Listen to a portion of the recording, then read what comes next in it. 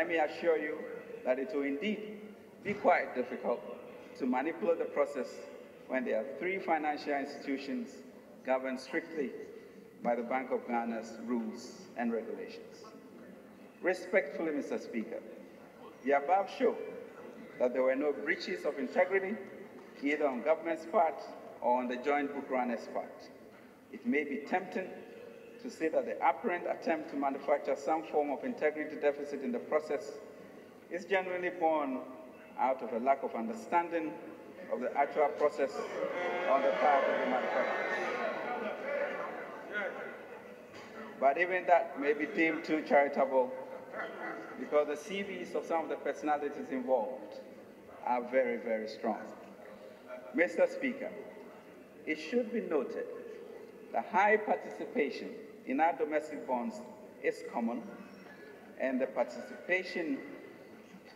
should be noted the high external participation in our domestic bonds is common, and the participation of some of the key players, including the Franklin Templeton in our bonds, is also common.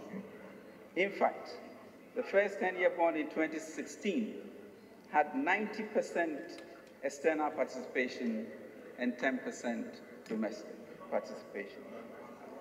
The reason being that domestic investors are historically more interested in short-term instruments, although we are seeing a very slow but gradual increase in their participation in longer-term instruments with time.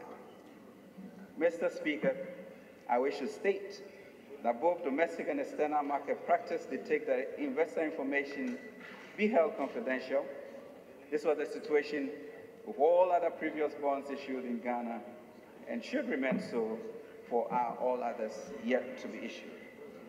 As a country, Mr. Speaker, we must appreciate and recognize the potentially disastrous consequences some of the discussions on air about these bonds could have on investor confidence in our country as a safe haven for investment and growth.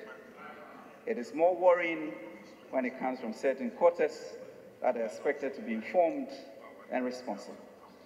For such a non-issue to be made such a big issue can make us wonder whether the motive is to discourage and thwart efforts towards fixing the pile-up of debt which the previous administration left behind.